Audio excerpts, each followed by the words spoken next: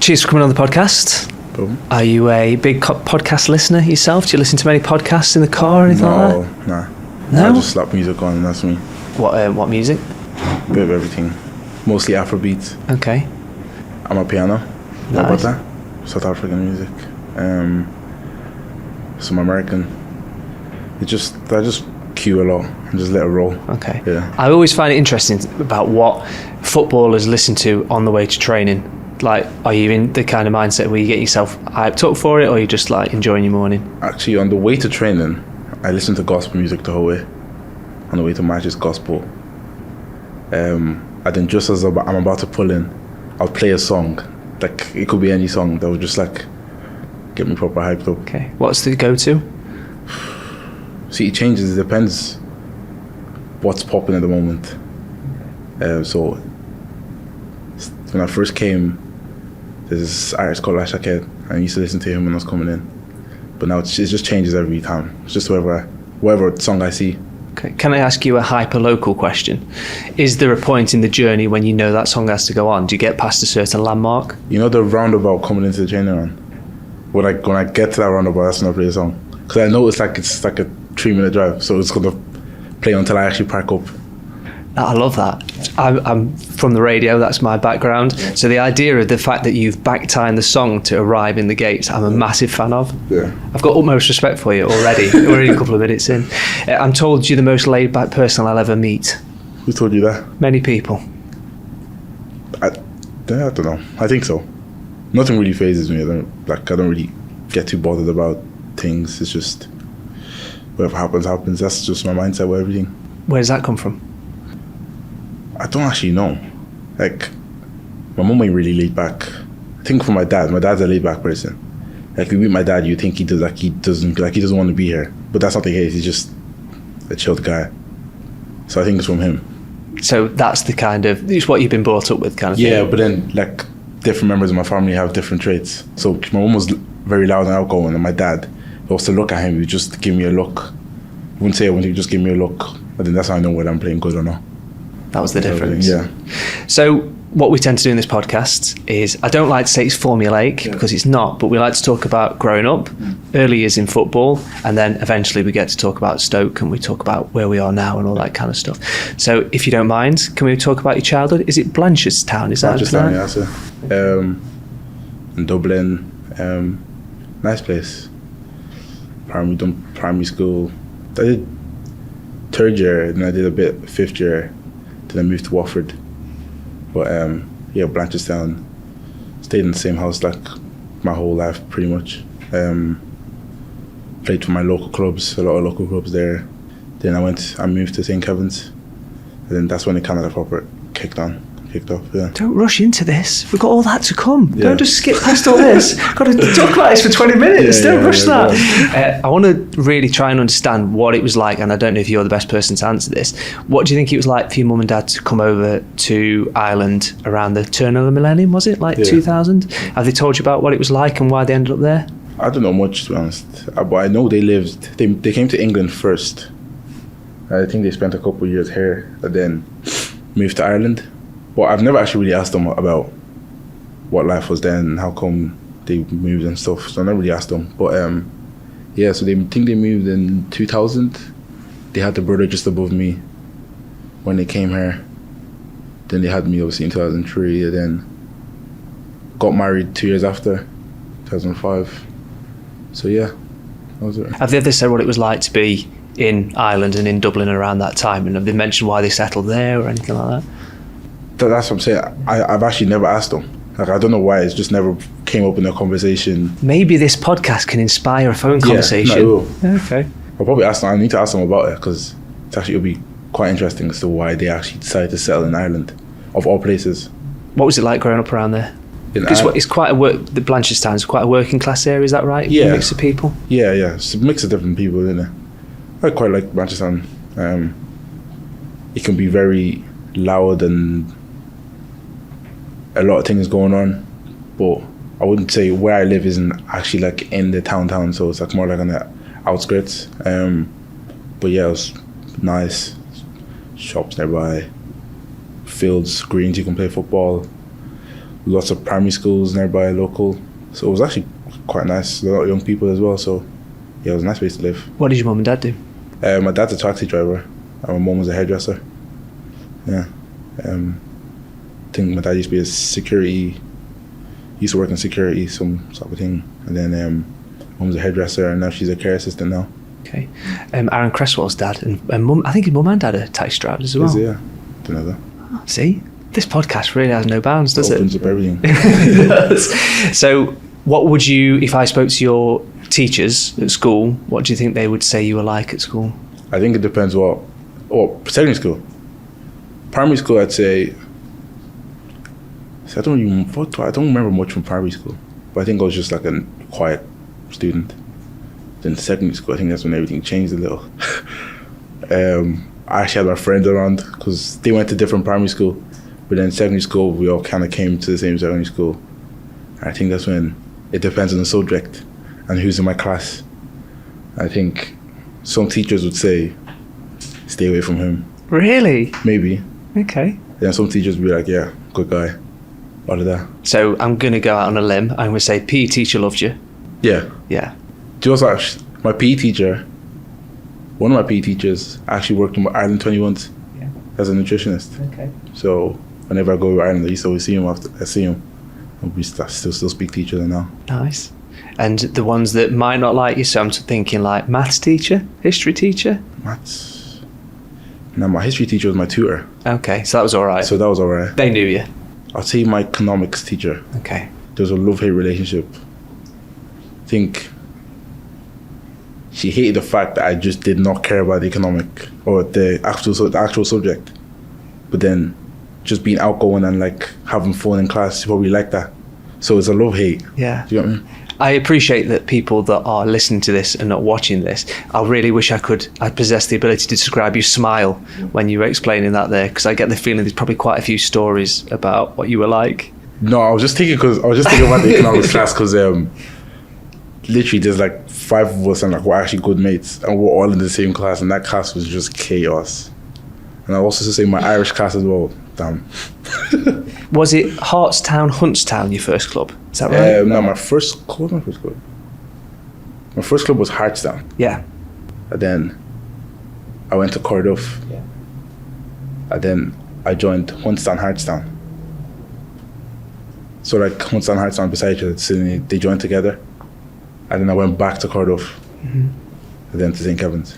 So this is quite interesting because I appreciate that the majority of people that listen to this podcast will either be from Staffordshire or South Cheshire and have kind of a knowledge of this area. But the standard of football that you explain there is different to what it would be over here, because St. Kev's is like the feeder team for Bohemians, is that right? Yeah. So can you just explain that kind of why the level is so good? Because basically all of the players in Dublin go to a couple of these clubs, is that right? Yeah. So up until they used to be so everyone just used to play for like their local clubs. So like there'll be like your St. Kevin's, your Belvedere, your Cardiff, your Cherry Orchards, different clubs. And then a rule came in where under 15s there's the League of Ireland, whereas like so under 15s the League of Ireland club, a player would join the League of Ireland club, and then it was 15s, 17s, and 19s, and then first team for the League of Ireland. So then St. Kevin's and Bohemians kind of done like a partnership together. So St. Kevin's boys, probably like the best players, go to like Bohemians under 15s, 17s, and then I think Belvedere was like feeder club for St. Pat's. Yeah. And I think Cherry Orchard was a feeder club for St. Pat's as well, or Shamrock Over, something like that. So like they were feeder clubs for them, but like these Cherry Orchards and stuff, before these happens, were like probably the best clubs in Dublin or probably in Ireland. So then, so then that pretty much just happened. And then everyone just kind of went into the League of Ireland kind of thing. And then it'd be like, you'd have your Corks, you'd have your Finn Harps, Bohemians, St. Pat's and Shamrock Rovers in like a group. So the reason why I wanted to try and you explain this is because it feels like if you're a good player in Dublin, you go to one of those clubs. Yeah. So like Damien Duff, was he Shamrock Rovers? Yeah, he was Shamrock Rovers, yeah. So basically, if you're a big player and you've been in and around, you've probably been to one of those clubs. So the reason why I mentioned this is because if you're playing for one of those clubs like you did, you're not guaranteed a pathway to come and play in England, but you are in good company, in effect. Yeah. But even before the Bohemians and all that thing happened, so I was already going on trials to different clubs. So I think it was the year before all that happened was when like usually people would go on like trials and you'd get scouted and stuff. So I went to like a couple clubs. I went to like Watford, Leicester, a couple of different clubs. And then when that kind of happened, I think it kind of like boosted it a little bit because then it was like more high profile players in one club playing against high profile players in another club. And then it became more competitive, do you know what I mean? Yeah. So it was like more, it was narrowed. So it was obviously like big where like you have loads of different clubs and you had talented players spread across. And then it kind of like funneled in, that type of thing. Whereas like it then came into like your little league, like a league of Ireland clubs and the best players in them. I'm going to ask you a question which might sound a bit weird out of context, but we were speaking to Jeff Cameron. He came across, remember Jeff Cameron played for Stoke, and he was saying until he was 16 years old, he was 4'11", and he just had a massive growth spurt. He's like 6'4" now. How can I say this? You're obviously a big bloke. When did you kind of really start to grow? Do you know what I mean? There's a reason why I'm asking you this, but when did you really notice that physically you were bigger than both? I was always like a kind of like a chubby kid. Chubby? I was a bit chubby, yeah. Were you? Yeah, I've got pictures of me when I was a bit chubby. But I always had like good stature, like I was kind of tall. I'd probably be the tallest in like all my groups and stuff. And kind of just always been the tallest really. That's simple as that. Yeah. So it's not one of those things where like Jeff Cameron, you kind of grew up, you've always been like, the tallest, yeah. The reason why I ask this is because obviously there's a lot of people that listen to this podcast at different age groups, and you know, when there might be parents that are listening, they've got a kid who's quite good but he's smaller than everyone else. So I just wondered what it was like for you and if that was something that super. It doesn't sound like that was the case. Now I've always been the tallest in like my groups. Okay. I'm the tallest, yeah. It's never been a problem. I've never had those issues, no. So Kev's, that's, as we say, one of the feeder clubs to Bohemians. Would you have been about 12 then when you went there? Would it have been? I think I joined them when I was, I think 12, 13. What do you think they'd say about you? Do you think they knew you were going to be a player?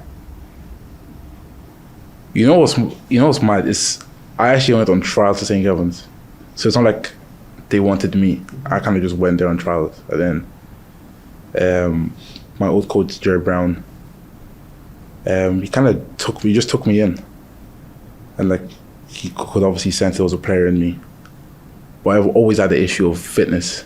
I was never the fittest. So running and stuff, I'm horrific at it. And he kind of just battered that into me where he just always made me run, always try to make me like the fittest player I could be, because he always knew I was always good technically and physically I was good, but this is the running aspect. And he just took me in, and then ever since then I just kind of kicked on. I joined and I enjoyed it. I actually loved my time there. They've sent a message for the podcast. Did they? Do you want to hear it? What is it? Hi Bosun, it's Kath over here. I hope you're well. I was asked my memory of you playing for St. Kevin's Boys. I suppose will always be how relaxed and laid back you were before games and big games, and I used to want to strangle you to get you going. But you always did get going, to be fairness, when you had to. And I suppose the other memory I have is the opening goal in the Academy Cup against Celtic, when I'd been giving you a bit of stick all week about playing central midfield and not scoring enough goals, and then you go up and pop up on the big occasion. But again, that's what good players do. Love seeing what you're doing over there. I can't wait for the day that you step foot on the Aviva wearing the green jersey, following in the footsteps of the other lads. Keep doing your thing. I hope you and the family are well. God bless and see you soon. Caffo. It's nice, that. Do you want to explain who that is? Caffo. So Caffo is like, how would I explain this? So you obviously have your coaches for every age group, but then Caffo is like the person that oversees everything. But then he would like sometimes come and take sessions.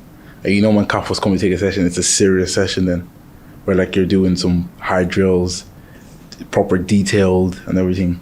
So yeah, Caffo, great guy, great coach. He really actually he taught me a lot actually. Now that I'm thinking back of it, Even like the smallest of things, he'd try and batter into you. And great guy. I'm right in thinking you're one of 3 boys, is that right? Yeah. Okay, so your older brother, is that Ola who plays for Telford? That's the one just above me. Yeah, okay. And younger brother, an agent, is that right? The oldest brother was an agent. Agent, okay. Yeah. Has you always wanted to do that then? He's always had the interest in football. He's always had the interest in football. All my brothers have. My sisters as well played. They actually enjoy football as well. So, but then he never kicked on with football, and then decided to become an agent really. And then he's just opened up his own company recently, and Nice. And am I right in thinking your faith played a big part in you when you were growing up? Yeah, massive. Growing up every Sunday, going to church. Sometimes it'd be a case of no football, church, that type of thing. So faith is a big part. My mum and dad have installed into my family. So I believe in everything in life. Like, it's faith. It's God. God has a part to play in it. The biggest part to play in it. And if it's His will, it will happen. If it's not His will, He'll show me my will. That type of thing. And so, did they come when they came across from Nigeria? Faith played a big part in what they were in and around, and that's kind of something that's always kind of carried through. Yeah, because my grandma is actually very religious as well. So it's things where it's just been passed down and passed down. So yeah, my mum was a very religious person. Like, I could call her right now, and the first thing she started doing is praying. And yeah, that's the way it is.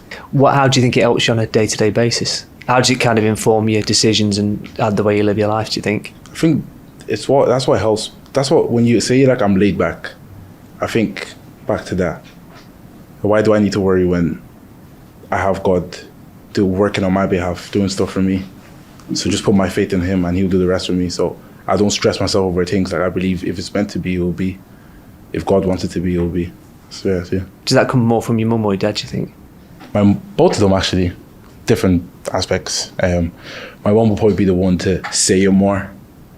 My dad would say, obviously, but I think my mum would say it frequently and a lot. Like, every single phone call, God is mentioned in it. And that's just always informed your thinking and. Yeah, it has. It's changed the way I look at life. Even when I was injured last season, faith was the biggest part. Well, at the start I was worrying, and then it got to a stage where it was like, why am I actually worrying? Like, I'm injured, there's nothing I can do about it. Just have faith in God, and when I'm back, and He'll take care of the rest. Yeah. When you went over to Watford, so you went over on trial, and then you didn't hear anything, then you ended up getting signed by them when you first went across. I'm really interested because we had Andrew Moran on the podcast, and when he was talking about what it was like, because again, I'm not trying to suggest I know how you live your life, but I imagine being a 15, 16-year-old lad leaving Ireland, which is what you've always known, you've obviously got a very close-knit family, to then go to live with another family in digs in Watford must have been like such a thing to get your head around. You know, I didn't struggle with that. Did you not? Not at all. So I was kind of happy I left. I just didn't want to I just didn't want to go to school. I never really enjoyed school. So I was just happy I left. And it was a thing where I kind of knew I was always going to leave from a certain age. I knew it'll be football, that was the path I was going to take. So it was a matter of when, not if. Do you get me? So then when that opportunity came out, obviously I had the big school exam called the junior cert in third year. So you have when you're 16. And my mum was like, you have to do well in this, you have to do for you to go over this, that. So I kind of put my head down, did my junior cert, and then kind of went over. And when I went over, I just kind of never really looked back. Like, you hear stories of boys going over and like getting homesick and that, but that was never really the case for me. I just went over and I just enjoyed my time there. I had probably the best family you could have. Still speak to them till now. I think they helped me a lot. And there was me and another teammate of mine, and then they had 2 boys. So yeah, it was kind of easy moving over. Then my family would come over, see me. I'd go home some weekends as well. So it was quite easy, flexible as well. Couple of questions. Yeah. Why did you not like school so much? Was it because you just didn't want to be there? But why was that? I reckon if I actually focused in school, I would be good in school. But I just never really did. It was just, I was more like, I was so into football that school never really, like, interested me as much. You were more of a doer rather than a sit and learn about something. I don't like sitting and just listening. I'd rather just do stuff. That's the type of person I am. And the other thing you said was, I always knew that I was going to go across. Do you think that comes from your faith, where you just think, right, well, I believe this is my path, so therefore that's why Yeah, I've always believed it was my path. I think it's like I went on trial to Watford first. I think I was like 13 or something, and from then I started getting more trials and stuff, and I kind of knew, like, this is the path I'm gonna probably go down. Obviously with prayer and stuff, I pray to God, and it happened. Really. So that was it.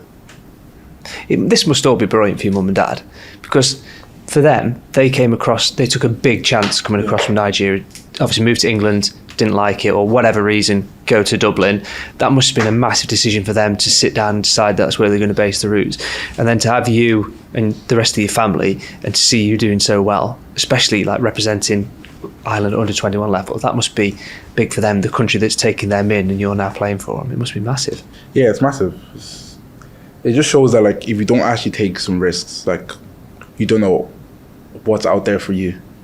Obviously my parents took the risk and just came to Europe, and now they're probably enjoying life. Sometimes you just need to just step out of your comfort zone. They're so proud of me. They used to come watch all my Ireland 21s game when I was in Cork. I'd always see them. They'd come in numbers, come watch me play. Even when I'm at the first team, even the fact I haven't played, they're always there in numbers as well. So, like, yeah, they're very supportive, and just proud of me, really. But also, they must have given up so much when your mum was doing the job that she was doing. It's not like it's something you just turn up and you dial it in. Yeah. And your dad, if he's driving security and driving taxis, it's hard work. Yeah. And then to just move all the plans around because you, in the nicest way possible, you've got a match that's somewhere miles away and they have to move everything around. It's a massive sacrifice. Yeah, massive. I'm even thinking back to days where, like, some days I'm training and I'll go wake my dad up, because obviously he works night shifts, and he would sleep, like, during the day. So I'd go wake him up to take me to training, and, like, I don't know what we don't want to catch him in, whether it's like, yeah, let's go, or like, nah, go away, that type of thing. But yeah, they would sacrifice so much. It was never an issue. They'd always wake up, take me to training, no matter where it was. Games, no matter where it was. My dad used to play football as well, so I think it was a thing where, like, he's living the football dream through me and my brothers to get me. So that type of thing where, like, yeah, it was never an issue, but they sacrificed so much. But, like, that's the thing. Like, you think if someone woke me up for a nap now and said, "Oh, can you take me somewhere?" I'd be like, "Oh, you get a rest." But if he's worked all night and then he's like, "Oh, I need to go," and he's got to go through the traffic, and he spends all day in the car anyway, and the nicest way possible, he's got to drag you and your brother somewhere else. Yeah, and that's what it was. Me and my brother would be training on the same days, and times are so close to each other. So he'd go drop us one place, me somewhere, then he has to go drop my brother somewhere, then go pick me up, then go pick my brother up as well. It's not easy, but yeah, I can never take what they've done for granted ever. I hope you're looking after your mum and dad now. Yeah. Professional footballer. I hope you're being nice to them. Big time. Big time. Tell us me the story. So you're over in Watford, and I don't want to kind of gloss over your time in Watford, but you were the Academy Player of the Year. The one thing I do want to ask you about, and I don't like asking people about headlines because I imagine you get asked this question all the time. So Troy Deeney says that he really likes you as a player. Yeah. Did he say compare you to Decore? Okay. Is that good when you're that age, or do you like, I don't need this pressure? I don't think it's pressure. I think it's just a compliment. Like, it's just a very good player complimenting you. I actually just take it. Like, I actually take the compliment and kind of I wouldn't say live off it, but, like, install it in you. Do you know what I mean? Actually live up to what they're saying and actually play to the way they're saying. And I think you just take it in a stride, really. But it's interesting you say that, because it might not be anything to you, but if he says that to a couple of other players, they might feel a load of pressure and disappear in their shell. Whereas you've seen it as something to fuel you, and you've gone, actually, no, this is brilliant, thanks very much. Yeah, I just think it depends on the type of person you are. The type of person I am is, if someone's to compliment me, I'll say thank you, take it on the chin and move on. So I just think it depends the type of person you are. Me being laid back probably helps, that I just take it in and move on in my life. But when I heard that, I was actually very, very gassed and excited when I heard that. I remember that was doing like rounds in like social media and stuff. But yeah, that was nice to hear.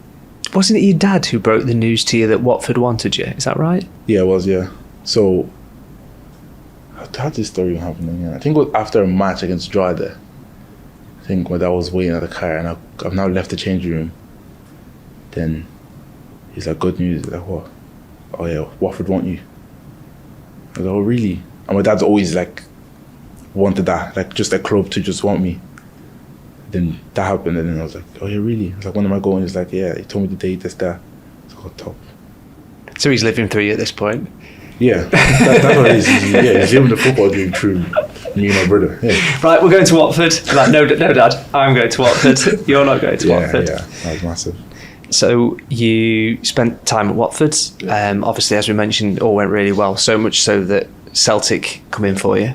When you first hear about Celtic, such a massive club and with your Irish connections, what was that like? There was a no-brainer once I heard Celtic wanted me. I was just like, let's get this done. Let's get me there. And it happened quickly, really. Very quick. And did you know you were going into the B team? Did they say that to you at the start? Yeah, it was a plan. Plans to be a B team, but then try and feed me into the first team, that type of thing. So I knew the plan. I was just excited to go to Celtic. But I never realised how big the club was until there was like rumours around there. And then my Instagram was going through the roof. I was getting a lot of messages. Then when I got there, damn, it's massive. So what point did you ring your dad and say, we're going to Celtic? I was in Ireland in the summer when things were happening, and obviously he knew I had Zoom calls and stuff. And my dad was part of it as well. So he kind of knew, he was kind of with me the whole way through. I think there was a period where it was Celtic and Rangers that both wanted me. But it was a no-brainer to go to Celtic, like no-brainer. Not even tempted with Rangers? Nah. You could have undone all the good times that you had at Celtic by that one answer, so well done. Yeah, nah, didn't cross my I mind. love the idea of like you on a Zoom call talking about going to Celtic and your dad's like got a suit and tie walking around the back of it, just like getting involved in the conversations. There was no suit and tie, it was just my mum, my dad, Zoom. On a phone even. Was it? Yeah. Was that because it was COVID? Was that COVID? Yeah, it was COVID times, yeah. It was 2021, yeah, COVID times. Yeah, that's what. So you get to Celtic. Yeah. You walk in, you realise that it's a big club because obviously you grew up in Ireland and et cetera, et cetera. When you first get there, do you notice the step up in quality straight away? Yeah. Because then the B team was like you're playing with like older boys actually older than you. And then boys your age as well. So there was quality there. Then boys that like are actually French players that like I've probably made a couple of appearances with the first team. I've trained with the first team many times. And you're like, damn, there's quality here. Did you, when you got there, did you get overawed by it? Or did you kind of take it all in stride? I think as soon as I've asked that question, I think I know the answer already. No, because I remember my first game, I scored. I think I done well. I done very well from the start. It's kind of kicked on really. Was training well. It's just I actually enjoyed my time there. Yeah, it's just looking back at. So you went on the pre-season tour. Was it 2022 to Austria? Yeah. Is that right from memory? And obviously, a massive club like Celtic going to all these different places. But in that team, you would have played with Joe Hart. Joe Hart, yeah. Nice bloke. Great guy. Tell me some stories about Joe Hart. I have no stories for you. He's just a great guy. Like, just around the training ground, he's just loud, always speaking to everyone. On the pitch, obviously, have a laugh as well. Even like the trip and that, like we used to just think about my last pre-season before I joined Stoke. Like, just the boys there, like we'd play like games on the bus to training, on the way back in the hotel. Yeah, there's a good bunch of guys. So when you say he's loud, when you're a new lad and you're coming in and you're part of that squad, because it would have been a big thing for you to go on that pre-season tour. I know it's only a couple of years ago, but it would have been a big thing. Is he coming over to you and like going, hello mate, introducing himself, or what's it like? Yeah, it introduced himself obviously, and then obviously just, I feel like in the football world, it's not like how people think it is on like a day-to-day. It's like kind of like if someone's with the first team, you know there's some quality there already. And I don't want to say this because this could be a bit controversial. It could be like if someone comes to train with the first team, you know they're a good player, you kind of just already take them in. Yeah. Do you know what I mean? Yes. So I think it depends on the type of player you are, whether people take you in or how quick or well they take you in. Do you know what I mean? Yeah, of course. So I think I started the first game and I done well. I played the whole game, and then they kind of just proper took me in, everyone. And they were all just great. Just great people. Was it one of those things like if in any workplace, if you're a plumber, if you work in stacking shelves in a supermarket, you meet someone and they'll seem quite sound, but then when you realise they're good at the job, which is effectively what you are, it's like, oh, actually, fine, come on in, you sound. Yeah, like they proper take you in once they find out like you're actually a good player. I'm not saying they don't take you in if you're not. Obviously they do. It's just how quick they take you in. I understand. James McCarthy, is he in that team as well? What was he like? James McCarthy was, you think I'm laid back, he's the most laid back person you meet. The most laid back person. Just one-liners that would make you laugh. Funny guy. Nah, he's a great guy. Okay, is he Carter Vickers? Was he there as well? Carter Vickers, because he was at Stoke as well, wasn't he? Yeah, he's still there actually. Carter Vickers is a good guy. There's a group of Carter Vickers and then a couple others, and me and my mate Toby, who's like my age, and like it's just funny. As in telling you stories about things he's done, or just funny in general, and who would you compare him to in the Stoke team? Is he like a Frankie Fielding kind of person? Nah, I'd say he's like a. Ooh, that's a good question actually. Thank you. Bakes. Okay. Bakes is a funny guy, so I'd say they're similar, but like they're also very relaxed. Where like they're not too loud. But when you're speaking to them, like you're gonna have a good laugh. What's Ange Postecoglou like?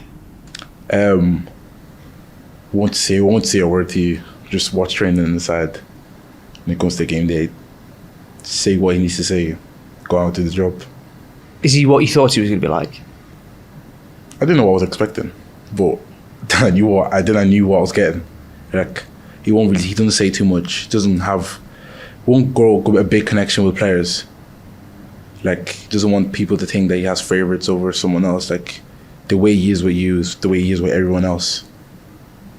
Which I think is good. It's good in a way. But yeah.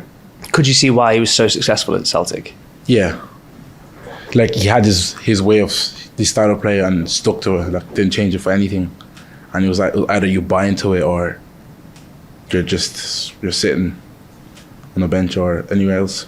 Could you see how some players would really thrive in that and some players wouldn't? Yeah, because it's very demanding.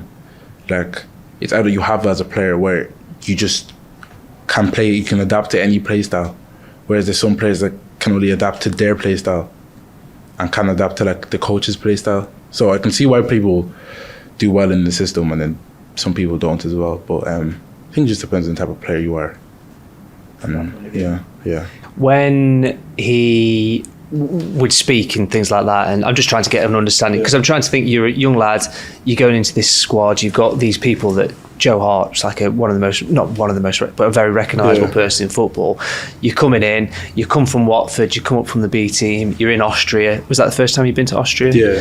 I'm trying to think what it would have been like to be you in that situation. You've got this manager that is not going to put his arm around you, so what was it like to be in around that? I think it's sometimes challenging because you don't know where you actually stand. I remember after that game, I done well the first game, and then I was like, I don't really know where I stand. Like, nothing was said to me really after that. But then I think it helps you grow.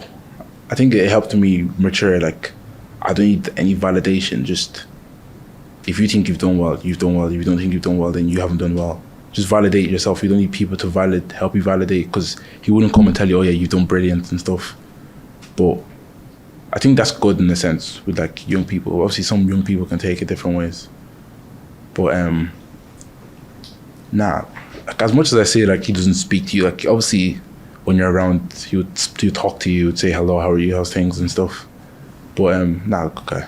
Because when you see interviews with him, he comes across like, in certain situations, like he's quite a full of life character, that he's got jokes and stuff like that, but that's probably not the case. No, he does have jokes, that's what I'm saying. He does, like, if you see him, like, he'll joke around and stuff, but then, like I've seen his interviews now, and it's funny, like, he could be cheeky, and all that, but he has jokes in him, but then when it's serious, like, there's no playing around, like, that's the level of respect.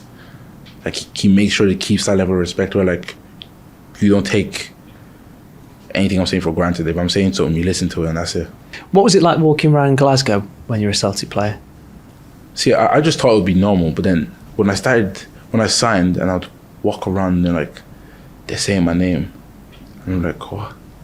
And then, obviously, when I started training with the first team, and, like, when I made my debut, I was like, what, this is mad, like, say I'm queuing up to go somewhere, or I'm going somewhere, it's like I'm taking pictures of people and stuff. It's mad.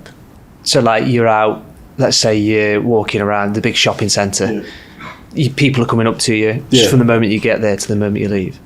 Yeah, like, literally, that's exactly how it is. How did you deal with that? I loved it. You don't have to go for it. Just adds a spring to your stuff, doesn't it? Yeah. Brilliant. Because again, I'm not trying to trauma farm you or anything like that, but some people would have properly disappeared if that happened. They just wouldn't want the attention. Do you know what I mean? Yeah. So at the start, it's brilliant. Then it gets to a point where you're like, I've had enough of this. Right? There's times where, like, I wouldn't want to leave, because there's some places that you wouldn't want to go to because you know there's going to be a lot of Celtic fans there, and you know it's going to be a lot of pictures and people making, like, saying stuff, and, like, sometimes it's very overwhelming. Did it help on night out? Oh yeah, they did. Just skipped the whole queue. Yeah. Brilliant. I'm sure there's amazing stories, but that's probably for a different podcast another time. We'll move on from that. Was there ever any hostilities with Rangers fans then, or was that not what it was like?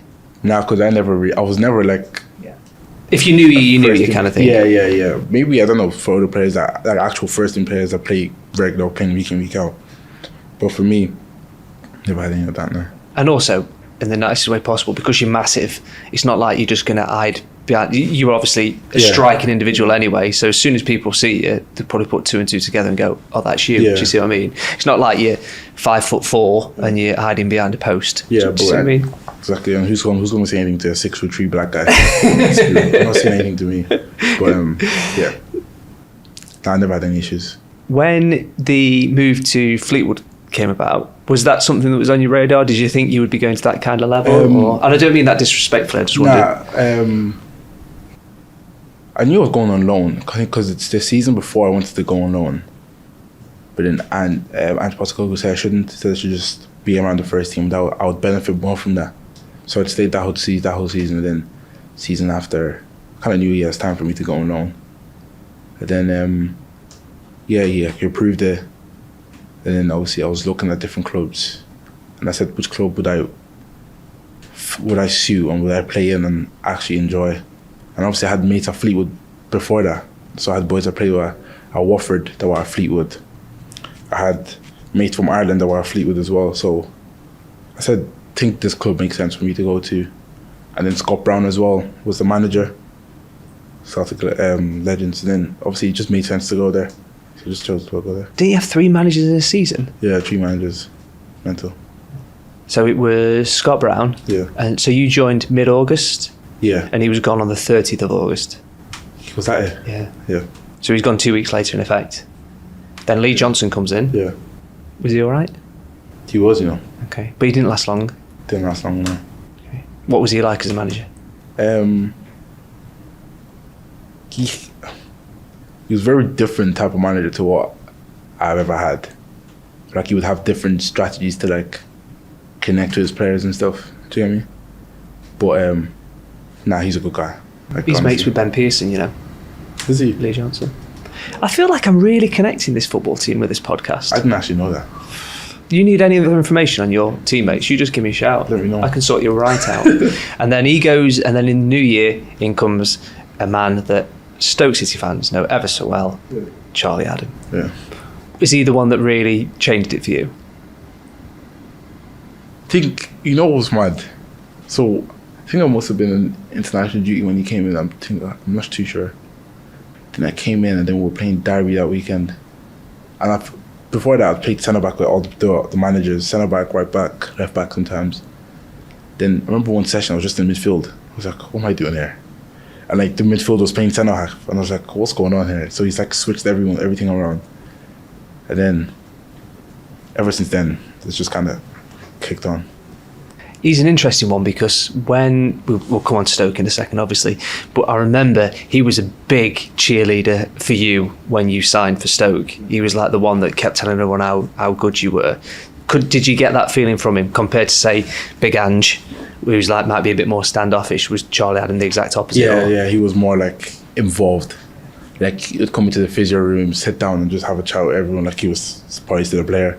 Come speak to you. Join in training, actually join in, play as well.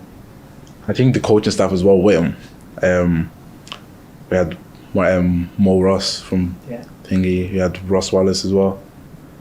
They were all proper like involved. Like they would come and join training. And you know how Scottish people are, they're mad. So like they would have a bit of banter as well in training. So I think that it wasn't actually like we did not take it serious at all. Like obviously, so it was obviously serious, but we didn't take it serious. And I think it got the best out of the group of players we had at that time, because we were actually a young team, and like once we tried out and came in and probably like took us, he understood, and then that's when we started to play probably our best football that season. But then probably too late because then we got relegated in it. But lots of Rangers connections in the names you just mentioned there. Yeah. And you forgave him for that, did you? Was that okay? Yeah, I could see past it. Good guys, great guys. Okay. When you were at Fleetwood, there's obviously you played lots of games. It all went well from your point of view, obviously not for the club. Disappointed to see the disciplinary record, one sending off for such a laid-back person. You know, I didn't do anything that. Do you know? Have you seen it? I did not do anything. I've just went there to pick up my player. Do you want to explain the story? Because otherwise it looked like a wind-up. I don't remember what actually happened in the thingy, but I remember my player was in front of Jaden Stockley and there's a player on top. Jaden Stockley obviously plays for Port Vale now. Yeah. That's mad, by the way. So I've now went to like move the player on top of him and pick Jaden up. And like obviously the players now pushed me and I'm like, bro, what are you doing? And like everyone's now gathered around and like I don't want to say this because this could be completely different, but there's 3 players with like this type of hair, my hair dreads, and I've not done anything. Someone else probably has done something, and I know I haven't done anything, but I don't know what the other person has done. So the referees now came and gave me a red card, and I'm like, why am I getting, like, what did I do? Not giving me a reason. And then remember I told him to like appeal it or something like that, and he said the recording was off because I've seen the video back and I have not done anything. So then anyways. Yeah, again, in the time that I've spent with you, the idea that you are going to cause trouble in that kind of idea when you are, as again, and I don't mean this in an offensive way, as laid back as you are, doesn't necessarily chime. Yeah, but I think that depends. You can catch me in a mood where it's like during a game when I'm very heated and like I could do anything, but obviously no one's seen it. But I know myself. There's sometimes where I'm angry. I'm like, oh, I'm boiling, but like I'll just calm down. But in that period of time, I did not do anything. And I can tell you that for free now, I have not done anything. I just got sent off for that, and yeah, it just didn't make sense. I'm innocent. Literally. How do you look back at your time at Fleetwood? Completely enjoyed it. It's one of the best times I've had in football. Just playing week in, week out. Playing with my mates, people I actually know from before. Young group. I enjoyed it. Were you surprised that you were going to leave Celtic? Because you signed a 4-year deal just before you went to Fleetwood. A 3-year extension. 3-year extension, sorry. Yeah. I didn't really know what was going to happen, but I now came back to Celtic, done pre-season, went to America. I probably didn't do myself justice in America because there was one game where I just didn't do well.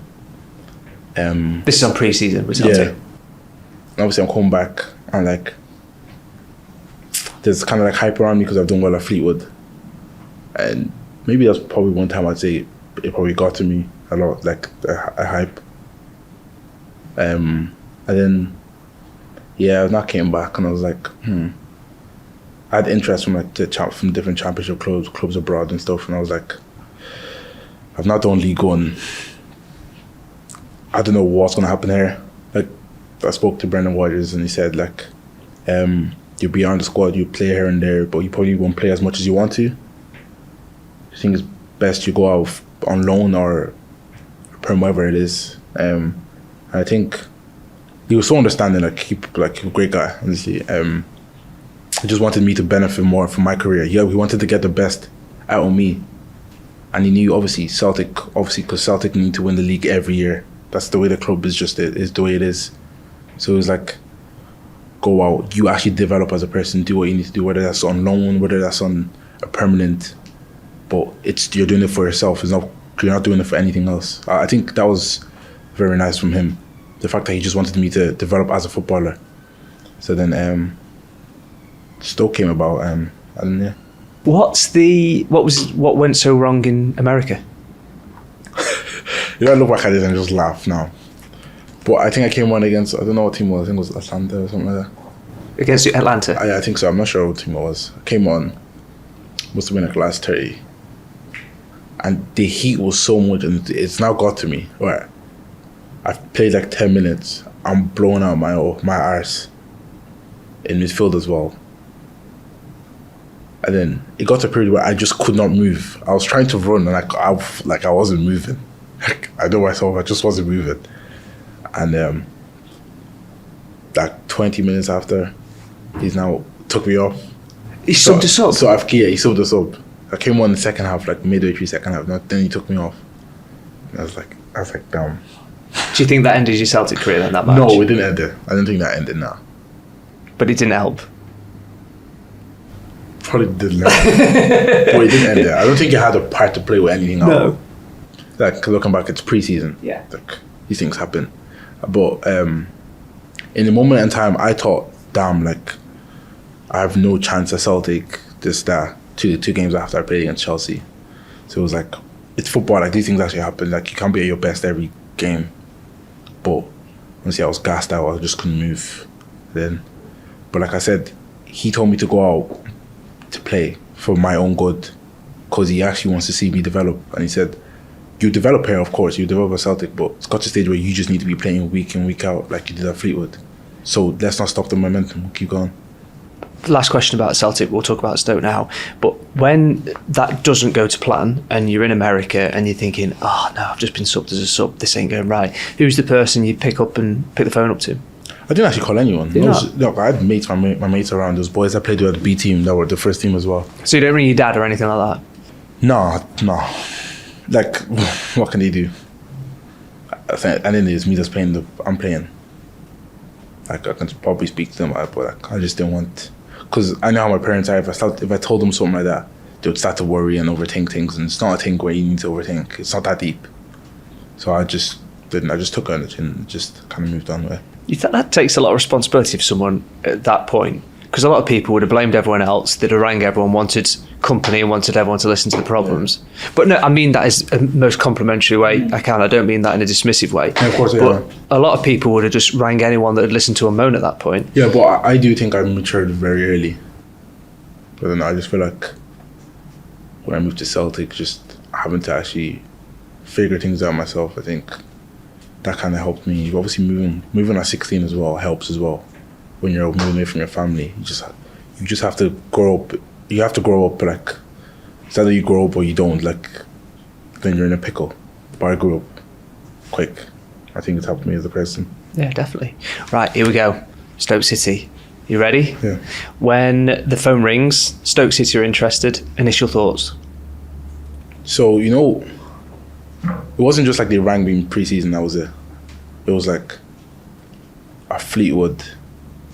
I'd be speaking to Jon Walters, because Jon Walters used to be my 21s coach. And he would speak to me like, how's things? Like, we'd just be talking here and there. And then I think towards the end of the season, my agent told me like they're interested. Then But he said, just go away with Celtic, try and get yourself in the team, Celtic team, this, that. And then everything else will take care of itself. And then the tour is now finished. Came back to Scotland now, and my agents now called me and said, Stoke want to get this done. What do you think? And there was obviously other clubs as well. But once I hit Stoke, honestly, everyone says it like you just want to just go. But once I hit Stoke, and I just thought about everyone, like Stoke legends that I've had interactions with. It's like, it's just kind of like written. I don't know, not written, but like it's destined. Like Glenn Whelan, Jon Walters, Charlie Adam. It's like, and now Stoke are interested. It's like, surely. And I just said, yeah. So Jon Walters has obviously been a decent part of your career then? Yeah. What's the relationship like? Is it like a... He was my 19s coach. And that was when I was captain for the under 19. What was he like as a coach? He'd get involved. Like he's getting involved. Yeah, no, good guy. Great. When I say his name, you smile quite a lot. Do you think you must think a lot of him? Yeah, I do. I honestly respect him so much. And even the fact that, I'm sure everyone already knows, when I came to do my medical and find out like I've got a stress fracture, I think there's a lot of clubs that wouldn't take the chance. But he reassured me and said, like, we're getting this done. Like, don't worry about anything else. Just take as long as you need to recover, and everything else we sorted. So yeah, the respect I have from him is a lot. When you speak to the players, one of the things that always comes through is like you speak to Jon Walters, and because he's been there and done it, and he's a proper football man, that's one of the things that they love about him playing for Stoke as well. Yeah. Obviously, Mark Robins, fantastic, but Jon Walters in particular. Yeah, Jon Walters. Yeah, honestly, I think it just speaks for everything I've just said. I think kind of like sums everything up. He did a bit for Ireland as well, didn't he? Yeah, quite a lot. Yeah, great guy. So you turn up at Stoke, you come into the training ground, everything's great, but you obviously come with the injury that you just mentioned there. What's it like turning up at a club knowing that you might not play for a little bit? See, going into the medical, I knew there was something up because my back. I played with Fleetwood that season, and not a game would go by where I was in agony by the end of it. So I knew there was something up in my back, and I kind of told the physicians before the medical that, look, there's something up in my back. And I'd stopped training with Celtic before because like my back was kind of starting to hurt me. So I stopped training, and then I drove down here to the medical, and then then I found out the results. Then we didn't think anything much of it. It was just like a short-term injury. And then, it was frustrating knowing you're not going to play for a while after joining the club. And it's like you just want to kick on, especially after the season I had. I just wanted to just keep going and just keep the trajectory going up high, and just playing week in, week out. But obviously, when you're injured, it was tough. It was very tough.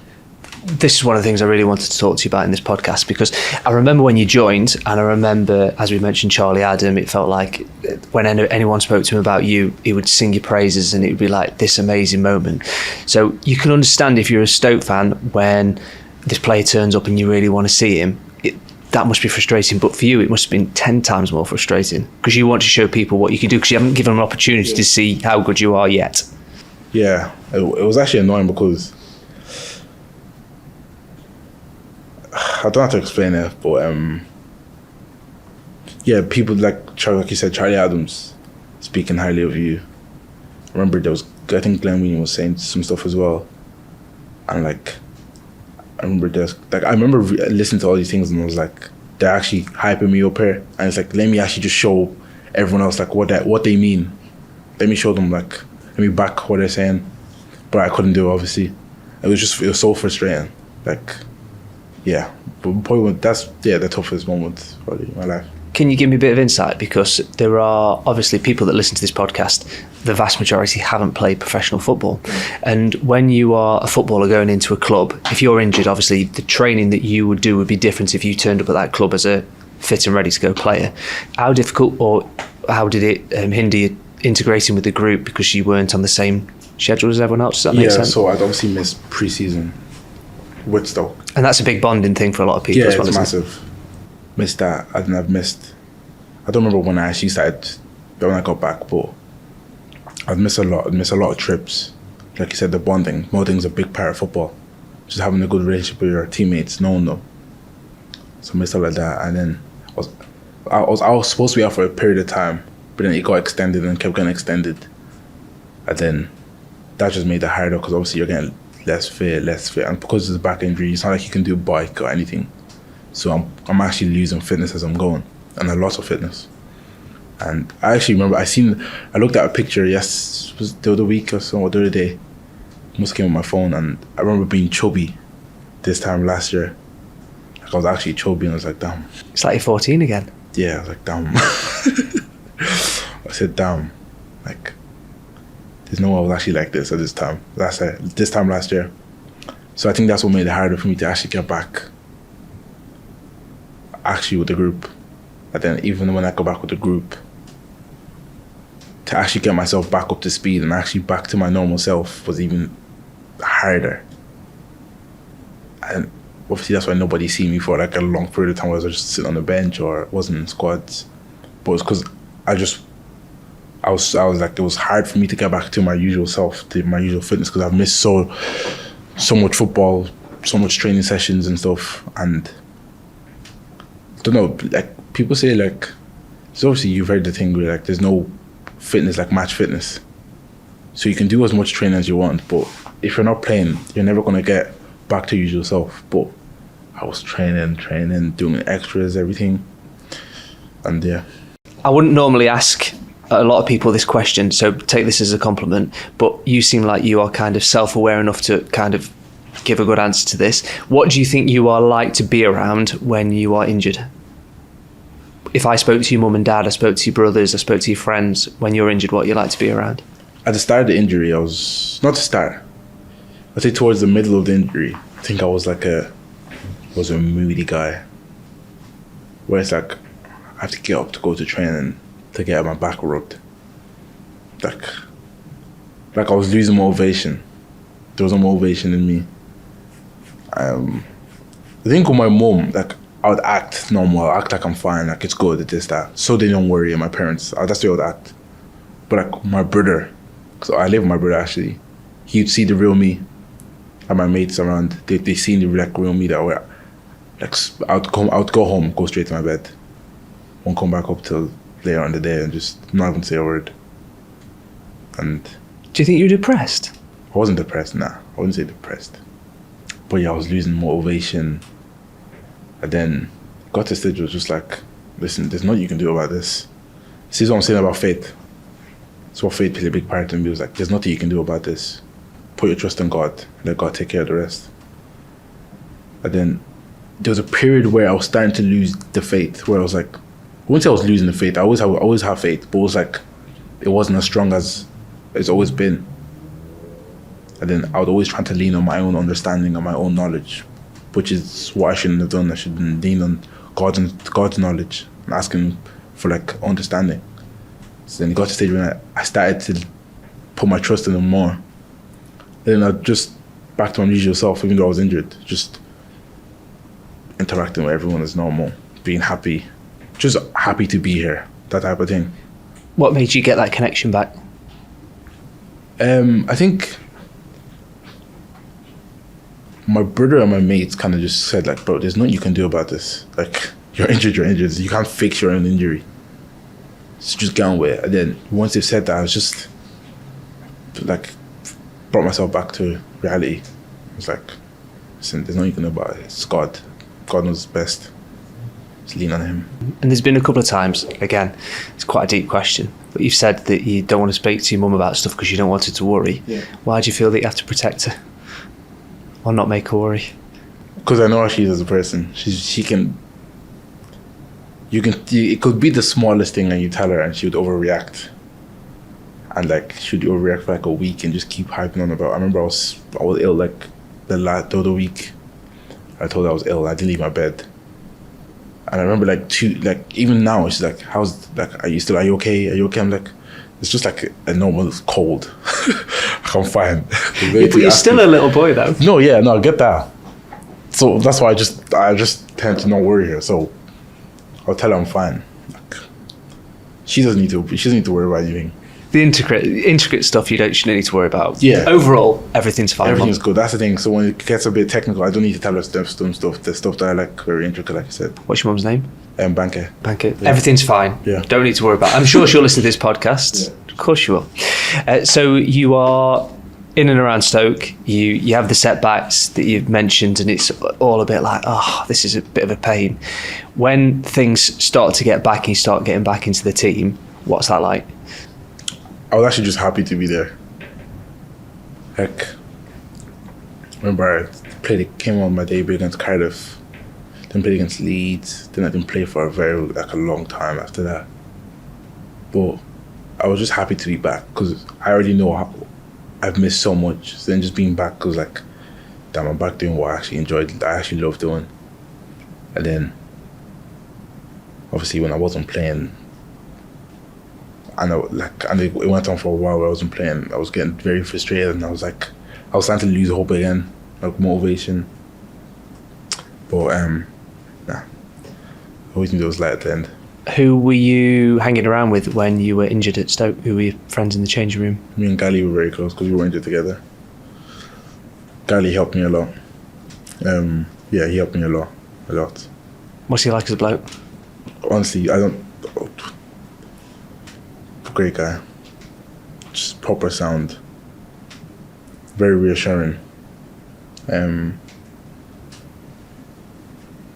He's just a great person.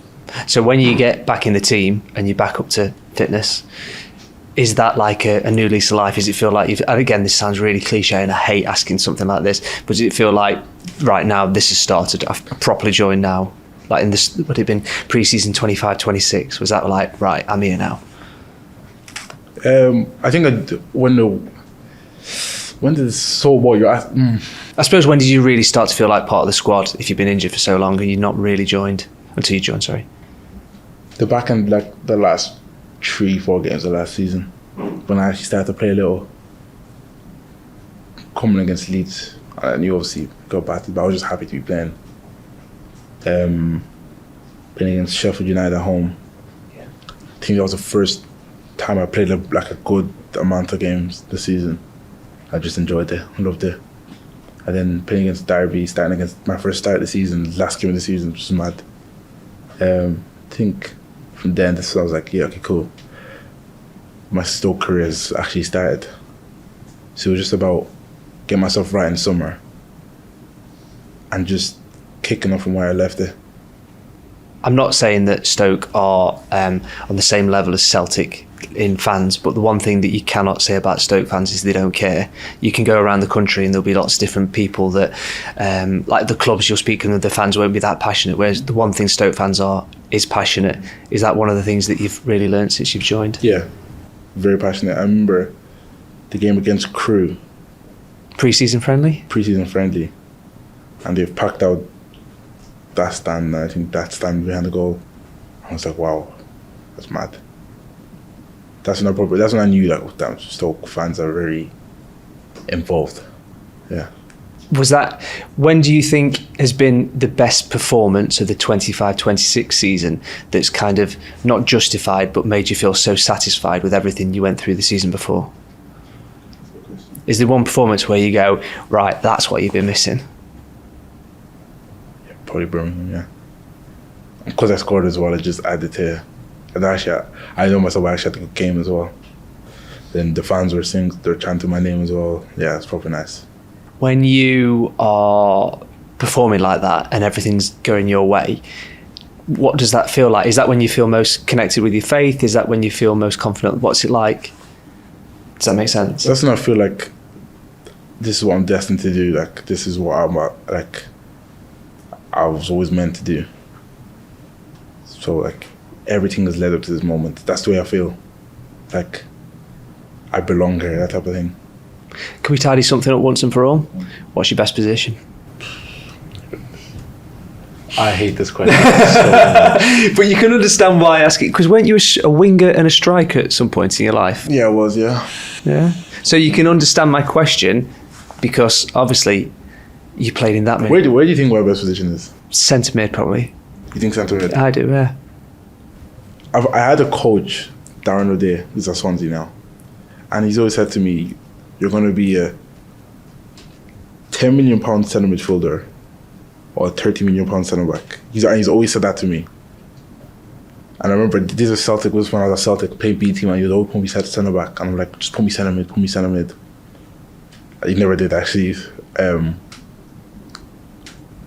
then I went to Fleetwood and I played centre mid, and I think I played probably the best football of my career. One of the best. That's like, I don't even know myself. Honestly, I couldn't tell any. Well, let's say that Mark Robinson comes to you and goes, right, you pick the team, where you put yourself? Depends what squad's available. Okay. I enjoy both. I enjoy both because I know I can do a lot going forward as a centre mid. But then I also know I'm good defensively as well. And it can benefit me. It can benefit the team because I've been forward, so I know what the forward players would like. So it's a thing where oh, I don't have no clue. It feels like you're saying to me, I'd be a really good defensive attacking midfielder. Yeah, it doesn't make sense. Exactly. Then there's right back as well that I actually enjoy as well. Like, I can actually do a job there. I don't actually know. Let me just say centre back for now. It's just easier. Centre back. Okay, Centre back. Just put you down centre back. Back. Yeah, that's fine. Centre That's back. okay. When it comes to the team that's in and around now, one of the things that I love about you is whenever I see the photography or any videos after the match, whenever there's a celebration to be had, you are front and centre. I don't know why that is as well. But do you accept what I'm saying? Yeah, I do. I think, you know what? I think a big part is Sober Thomas. Yeah. Because he's so outgoing, and he just reminds me of my mates that are just outgoing, and like, if we were to go out, they would just be doing mad stuff, mad dances, or just doing stuff for like the camera and stuff. It's like when Sober is now actually doing it, because that's the type of person he's very outgoing, and he starts doing it.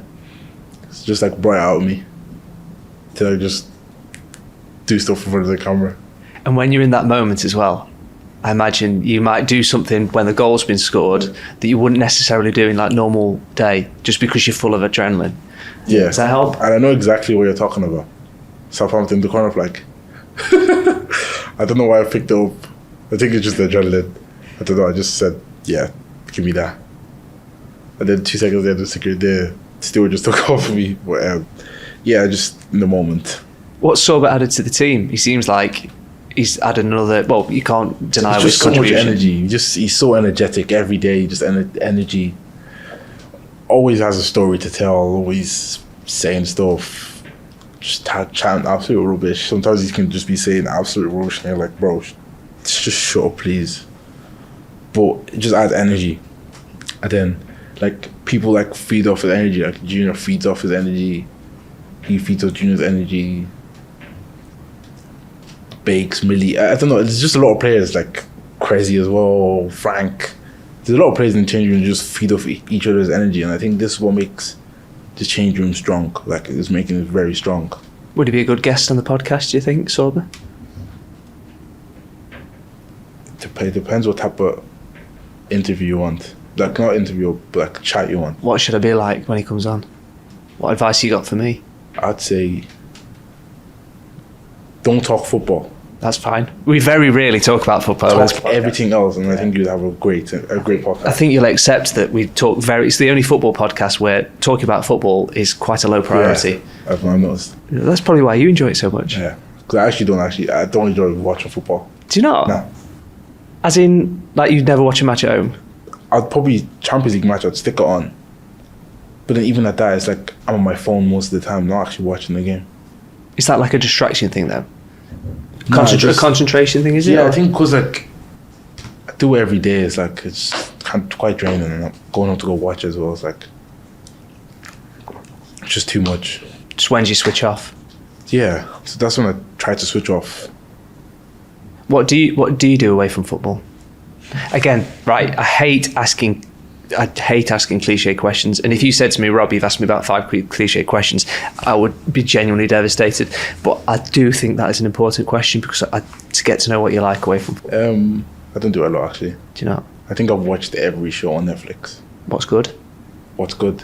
What do you like? I'm a big fan. What we've been watching just recently. Have you seen on Now TV? Is it Task? Seen that? That's good. Now TV is Why? What's wrong with Now TV? There's nothing wrong with it. I just don't go there to watch shows. Netflix, Disney, Prime. So go on then. What's best? It depends what type of shows you like. What have we been watching just recently? The other one we watched. Have you seen My Neighbours? My next door, Perfect Next Door Neighbour. Perfect Neighbour. Have you seen that? Nah, I don't know that. Are you sure you've watched Netflix? I watch a lot of it. Actually. I've just chucked a really good title at you. You don't even heard of it. I actually give it a watch. Okay. But I've got Designated Survivor for you. Yeah. Homeland. Yeah. Peaky Blinders. The generic ones. Game of You Thrones. do know that there's been television made since 2010. Yeah. Okay. Because those titles you're throwing at me are quite old now. They're quite old. There's a lot more. That's what I'm saying. I can't even think of the shows I've watched. But if you put it on right now, I'll tell you I watched it. Okay. So you're a big fan of watching streaming platforms? Yeah. That's fair. That's acceptable. Or cinema. I'm a big cinema goer. I'd go by myself. Like sometimes I go by myself. Just go. That is quite interesting because the amount of people that go to a cinema now is quite low. Yeah. I can tell. It's empty every time I go there. But I love it. Would you get the popcorn and everything, or what's the experience like? Not even, I'm not really big on the popcorn, but I'd go there, have a bottle of water and just watch. No, honestly, I wouldn't even be on my phone. I'd actually just watch the movie. Best thing you've seen recently? The best recently. The last thing I watched was The Conjuring. And I hated that. Scary. Okay. The best. There was a period where I watched like 3 films. Wait, stop. The Long Walk. No, stop. There's a time when I watched 3 films. So you went to the cinema and stayed for 3 films? I watched back. The one day I watched back to back. Whoa, no, right. That's not normal. So let's just take a second to think about that. So you finished training. Yeah. You went to the cinema. Yeah. You went to watch one film. And I watched another one straight after. And then you went into another screen. Yeah. So in effect 3 times. Just 2 films. Okay, sorry. Yeah. Okay, fair enough. 2 films back to back. Right. Well, yeah, with my brother and my mate. Okay. I just like the idea of you just turning up, massive No, yeah. bottle of water. If I'm going with myself, I'll probably watch one film and call it a day. Okay. But yeah. You just thought, I like this, I'm going to go and watch. Yeah. I'm not attacking you, by the way. No. I just find it really interesting. I say to everyone, I go cinema by myself. And more. Yeah, fair play. Yeah, I actually enjoy it as well. Yeah, you don't have to justify it. Just disconnecting from the world. For the rest of the 25-26 season, has there been a point where you thought to yourself, right, I want to make sure that when I get back fit, I'm going to be playing X amount of games, I want to get back to this form at Fleetwood? What's it been like for you? Have you thought about that kind of stuff? Or are you the kind of person that sets those? Just keep playing as much games as I can. I think I've started off well. But I know there's more in me. I just want to keep going. Get this injury out of the way and just keep playing football. Because I've missed out on a lot of football and I just want to get back doing what I actually enjoy doing. Thank you so much for coming on the podcast. Thank you, It's been genuinely, I've really enjoyed chatting to you.